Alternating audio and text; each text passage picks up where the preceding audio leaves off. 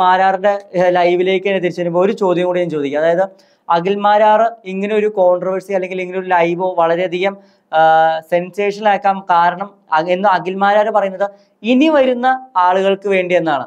പക്ഷെ ഞാൻ ഒന്ന് ചോദിക്കട്ടെ, ഇപ്പൊ ഇങ്ങനെ ഒരു പ്രശ്നമുണ്ടായി, ടൈറ്റിൽ വിന്നർ പറയുന്നു സ്ത്രീകൾ കിടന്നു കൊടുത്തുകൊണ്ട് കയറുന്നു വിജയിക്കുന്നു എന്ന്. അപ്പൊ ഇനി ഒരു പെൺകുട്ടി അടുത്ത സീസണുകളിൽ ബിഗ് ബോസിലേക്ക് വന്നാലും ആളുകൾ അങ്ങനെയല്ലേ ചിന്തിക്കൂ? ആളുകള് ഇയാളിപ്പോ ഈ ക്രിയേറ്റ് ചെയ്ത ഈ തെറ്റുകാരനുണ്ടല്ലോ, ഈ തെറ്റുകാരന് ഇന്ന് അങ്ങനെ നിൽക്കും, ഒരിക്കലും മാറില്ല. ഇപ്പൊ പെൺകുട്ടികളുടെ മേലിൽ ഇത്രയും ഒരു റോങ് ആയിട്ടുള്ള ഒരു ചോയ്സ്, ഞങ്ങൾ എന്താ അത്ര അഭിമാനം ഇല്ലാത്ത ആൾക്കാര്? ഞങ്ങൾക്ക് റോങ് ആയിട്ടുള്ള വഴികളിലൂടെ പോയാൽ മാത്രമേ നേടാൻ പറ്റുള്ളൂ. ഇപ്പൊ എനിക്കൊരു കാര്യം നേടണമെങ്കിൽ എനിക്ക് പ്രോപ്പറായിട്ട് കണ്ടന്റും കാര്യങ്ങളൊക്കെ ചെയ്തിട്ട് അവർക്ക് എനിക്ക് റീച്ചും കാര്യങ്ങളും ഉണ്ടെന്ന് തോന്നിയോണ്ടാണ് അവർ സെലക്ട് ചെയ്തത്. അപ്പൊ അതിന്റെ അടിസ്ഥാനത്തിൽ പിന്നെ ഇന്റർവ്യൂവിന് ചെന്നപ്പോ അവരോട് ആക്റ്റീവായിട്ട് സംസാരിച്ചു. ആ ഒരു ഇതിലാണ് അർജുൻ സാറാണ് എന്നെ സെലക്ട് ചെയ്തത്. എനിക്കൊരു റോങ് പെരുമാറ്റം ഉണ്ടായില്ല. അപ്പൊ ഈ ഒരു തെറ്റുകാരനെ ക്രിയേറ്റ് ചെയ്തെടുത്തോളം ഇനി ഒരു വീട്ടിൽ നിന്നും പെൺകുട്ടികളെ വിടാൻ മടിക്കില്ലേ? അതായത് പാരന്റ്സിന് തെറ്റുകാരനെ വന്നു, ഇനിയിപ്പോ പിള്ളേരെ അവിടെ പോയിട്ട് എന്തെങ്കിലും നേരിടും. ഇത്രയും വലിയൊരു തെറ്റുകാരനെ സമൂഹത്തിന്റെ മുന്നിൽ ഉണ്ടാക്കിയിട്ട് കണ്ടിരിക്കുന്ന ഓഡിയൻസിനെ ഇയാള് പട്ടികളാക്കുന്നു, പൊട്ടന്മാരാക്കുന്നു. കണ്ടിരിക്കുന്ന ഓഡിയൻസിനെ പൊട്ടന്മാരാക്കുന്നു, കേട്ടിരിക്കുന്നവരെല്ലാം വിശ്വസിക്കുന്നത് എന്താണ്? അപ്പോ എല്ലാവരും പറയുന്നത്, ചിലര് സമർത്ഥരായിരിക്കും, സംസാരിക്കാനായിട്ട് സമർത്ഥരായിരിക്കും, ചിലര് ഭയങ്കരമായിട്ട് ഒരു കാര്യം മറ്റൊരാളെ പറഞ്ഞ് കൺവിൻസ് ചെയ്യാൻ കഴിവുള്ളവരായിരിക്കും. അപ്പൊ ഈ ഒരു കൺവിൻസിങ് പവർ മിസ്യൂസ് ചെയ്യുന്നതായിരിക്കാം.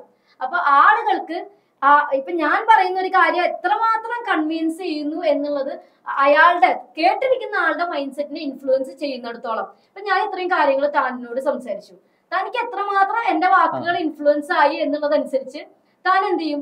താൻ തന്റെ നിലപാട് മാറ്റി വരാം. ആ കുട്ടി ഇത്രയും ജെനുവിൻ ആയിട്ടാണ് സംസാരിക്കുന്നത് തോന്നുന്നു ചിന്തിക്കാം.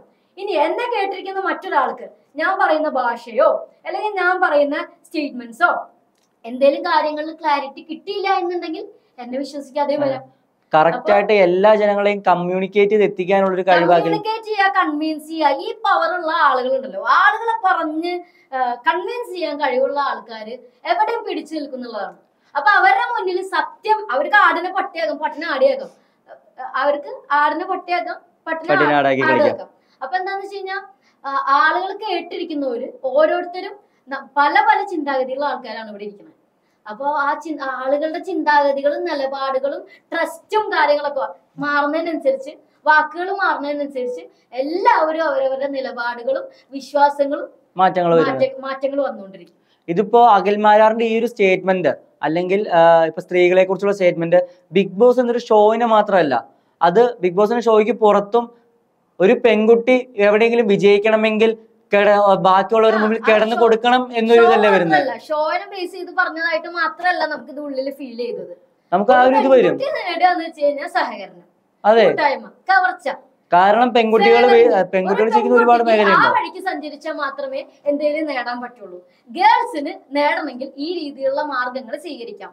ബോയ്സ് നേടി കഴിഞ്ഞാൽ അത് പ്രോപ്പർ ആയിട്ട് അധ്വാനം. അതെ.